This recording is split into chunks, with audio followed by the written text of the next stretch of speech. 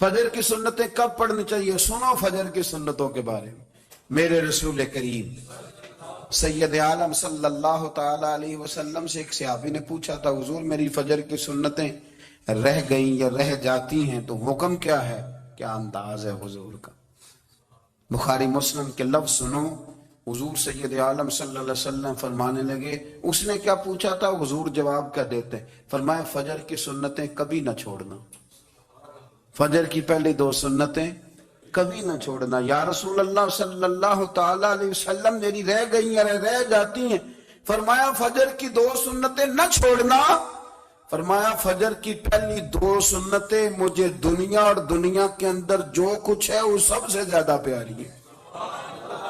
فجر کی 2 سنتیں دنیا اور دنیا میں جو کچھ ہے مجھے وہ سب سے زیادہ پیاری ہیں، اس لیے فجر کی سنتیں نہ چھوڑنا۔ اپنا ذوق، اپنی طبیعت، ہم نے نا ذوق غلط بنا لیا ہے۔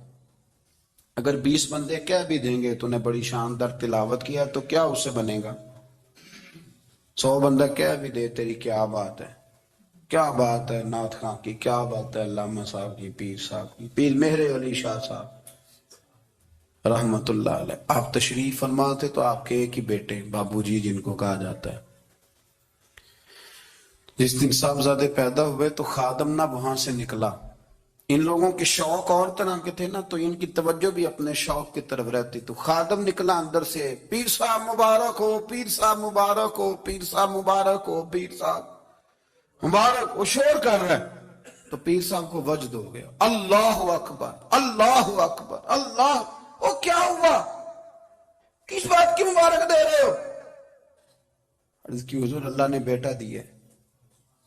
تو آپ فرمانے لگے اچھا حضور آپ کیا ہوا؟ آپ تو پریشان ہو گئے۔ فرمانے لگے جب تم نے 3 دفعہ کہا نا مہر علی کو مبارک ہو، تو میں سمجھا تھا شاید تجھے کسی نے بتا دیا ہے کہ مہر علی سے اللہ راضی ہو گیا۔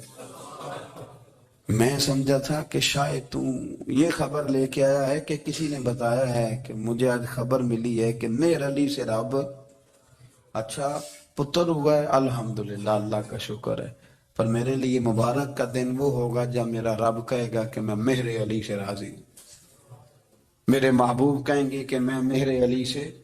آپ بات کو سمجھیں، شوق ہی کسی اور طرف تھا، دل ہی کہیں اور لگا ہوا تھا، طبیعت ہی کہیں اور مائل تھی۔ کوئی وظیفہ پوچھتے تھے تو پڑھتے تھے وہ لوگ، کچھ اللہ اللہ انہیں بتائی جاتی تھی تو کرنے کا ذوق رکھتے تھے، طبیعت تھی، قائل تھے۔ حضرت ربیع کہتے ہیں میں بڑی دور سے سفر کر کے گیا حضرت اویس کرنی سے ملنے، بڑی دور سے، اور جب میں پہنچا تو فجر کا وقت تھا، تو حضرت اویس کرنی کو میں نے پا لیا، تو وہ نماز پڑھ کے نا قرآن شریف لے کے بیٹھ گئے۔ فرماتے ہیں اشراق چاشت کا وقت ہوا تو نفلوں کی نیت باندھ لی۔ محدث ابن الجوزی نے لکھا ہے، فرماتے ہیں پھر جب زوال کا وقت ہوا تو مسجد میں جھاڑو دینے لگ گئے۔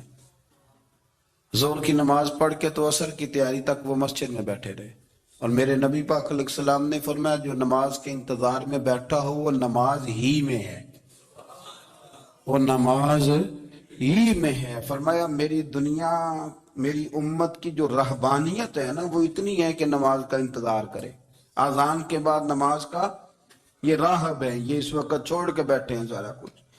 فرماتے ہیں عصر تک انہوں نے اللہ اللہ کی، پھر مغرب تک کی، عشاء کی نماز